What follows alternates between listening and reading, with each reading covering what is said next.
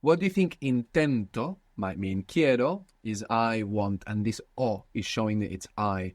If you heard intento, what do you think it might mean? Try? Yeah. How did you know that? Well, Do you know how you knew that? Well, yeah, I sort of went from intent. Huh. I intend to do something. There's no rule here to convert intention to a verb. It's not Asian, so we can't take off the Asian and put ar. Yeah. But we have intention, we know what is the meaning, so we can hear a verb like this and understand what it means. Intento means I try or I'm trying. I try or I'm trying. So how would you say I'm trying to publish it? Again, it's something you think, I can't say this in Spanish. Intento publicarlo. Good. Intento publicarlo. I try to publish it or I'm trying to publish it. We've got both there. Good. How would you say I'm trying to administrate it? Intento administrarlo. Good. Intento administrarlo. I'm trying to imitate it or I'm trying to imitate him. Could mean either.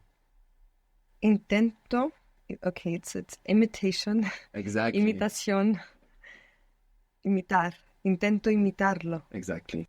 Now, H's in Spanish are completely silent. You must be careful not even to think them because they will have a habit of slipping out even if you think it.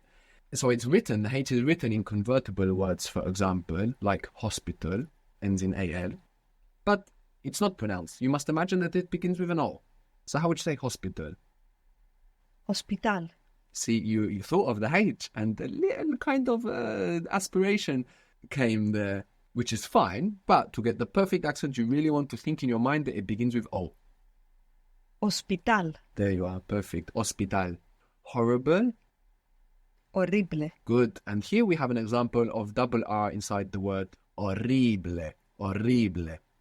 If you can't pronounce that, you just make horrible. And it will be perfectly understood. There's no problem there. Good. How would you say habitual? Habitual. Habitual. Habitually. Habitualmente. Habitualmente. The word for now in Spanish is ahora. Ahora.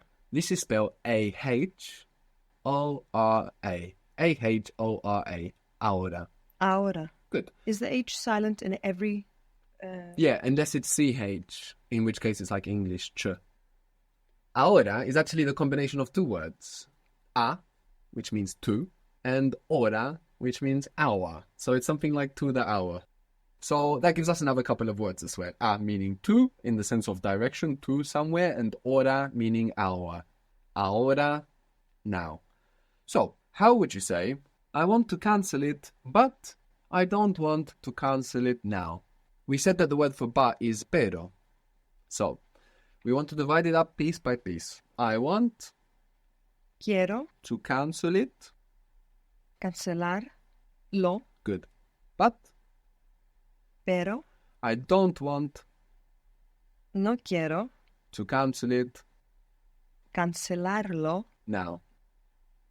ahora. Perfect. So a big sentence which we might imagine that we can't take on. If we divide it up bit by bit, we realize that we can think our way through it.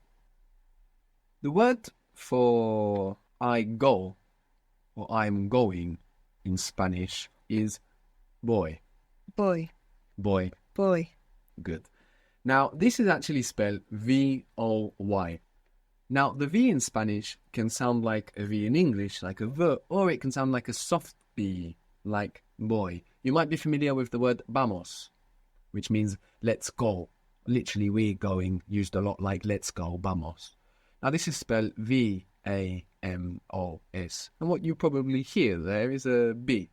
It really depends where you are. In the southern cone around Argentina and Chile, you hear a lot more V kind of pronunciation in many places. Generally, in the Spanish-speaking world, it's like a soft B. So we want to make that association now between V and soft B. To remember this word, boy, we can think of a voyage.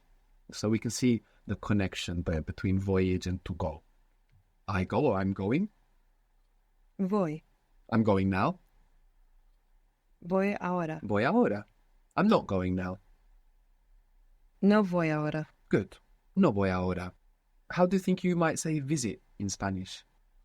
Visitar? Yeah, why did you think that? Was it just a guess? Well, it's visitation. Yeah, Visitation, does that exist? I think so. Visitation rights. in prisons? Exactly. Very good. This is it. It's a word that exists that we only use in some contexts, like visitation rights. Visitar, visitar. If you're not comfortable with the soft P, just pronounce a V. It doesn't matter. When you practice Spanish, you're going to pick up the accent of who you're speaking to. So it's not a fundamental issue of ours right now. So, visitar. I want to visit him. Quiero visitarlo. Good. We can look at some other words now with this V sound and experiment a little bit with the sound. So how do you think you would say visible in Spanish? Visible. Good. Well, there's something very good you're doing here. You're not pronouncing that S as a Z, like in English, visible. Many people at home will find themselves doing this, putting that Z there from English and pronouncing visible. We don't want that. We want visible. And the V is like a soft B.